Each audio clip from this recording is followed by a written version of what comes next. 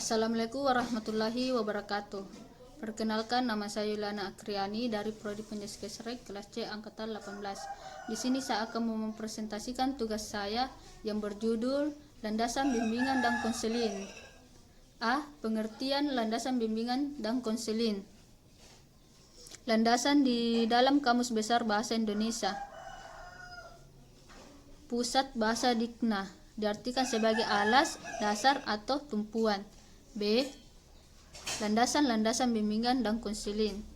Membicarakan tentang landasan dalam bimbingan dan konseling pada dasarnya tidak jauh berbeda dengan landasan-landasan yang biasa diterapkan dalam pendidikan seperti landasan pengembangan kurikulum, landasan pendidikan non formal, ataupun landasan pendidikan secara umum. 1. Landasan religius. A. Manusia sebagai makhluk Allah. Manusia adalah makhluk Allah yang memiliki sisi-sisi kemanusiaan. B. Sikap keragaman. Agama yang menyeimbangkan antara kehidupan dunia dan akhirat menjadi isi dari sikap keragaman. C. Peranan agama. Manfaat unsur-unsur agama hendaknya dilakukan secara wajar, tidak dipaksakan, dan tepat, menempatkan klien sebagai seorang yang bebas dan berhak mengambil keputusan sendiri sehingga agama dapat berperan positif dalam konseling yang dilakukan. Agama sebagai pedoman hidup, ia memiliki fungsi: 1. Memelihara fitrah, 2. Memelihara jiwa, 3. Memelihara akal, 4. Memelihara keturunan. 2. Landasan filosofis. Manusia adalah makhluk rasional yang mampu berpikir dan mempergunakan ilmu untuk meningkatkan perkembangan dirinya.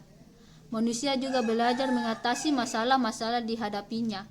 Semua itu terjadi berkat individu tersebut telah belajar dari apa yang telah dilihat dan didengarnya. 3. Landasan historis. Secara umum, konsep bimbingan dan konseling telah lama dikenal manusia melalui sejarah. Sejarah tentang pengembangan potensi individu dapat ditelusuri dari masyarakat Yunani kuno.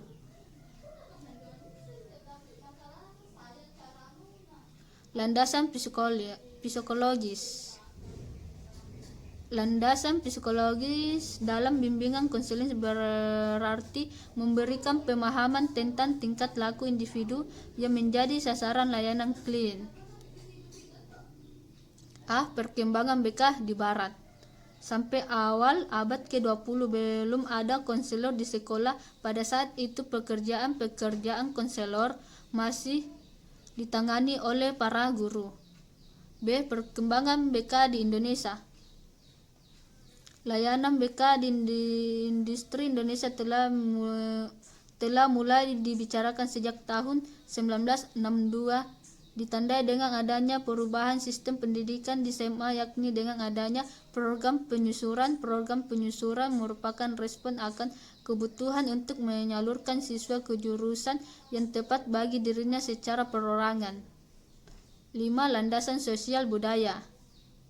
Kebudayaan akan bimbingan timbul karena terdapat faktor yang menambah rumitnya keadaan masyarakat di mana individu itu hidup.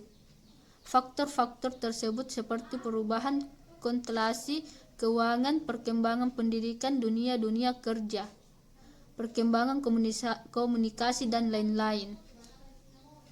6. Landasan ilmiah dan teknologi. Pelayanan bimbingan dan konseling merupakan kegiatan profesional yang memiliki dasar-dasar keilmuan, baik yang menyangkut teori-teorinya, pelaksanaan kegiatannya, maupun perkembangan layanan itu secara berkelanjutan. A. Keilmuan bimbingan dan konseling.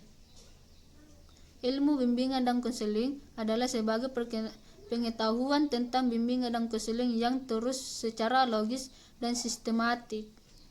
B. Para ilmu lain dan teknologi dalam bimbingan dan konseling. Bimbingan dan konseling merupakan ilmu yang bersifat multireferensial, artinya ilmu dengan rujukan berbagai ilmu yang lain, misalnya statistik dan evaluasi, memberikan pemahaman dan teknik-teknik pengukuran dan evaluasi karakteristik individu. C.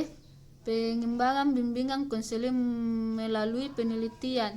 Pengembangan teori dapat pendekatan bimbingan dan konseling boleh jadi dapat dikembangkan melalui proses pemikiran dan perenungan, namun pengembangan yang lebih lengkap dan teruji dalam praktik adalah apabila pemikiran dan perenungan itu memperhatikan pula hasil-hasil penelitian di lapangan. Itulah hasil presentasi saya. Apabila ada kata-kata yang tidak berkenan, mohon maaf. Assalamualaikum warahmatullahi wabarakatuh.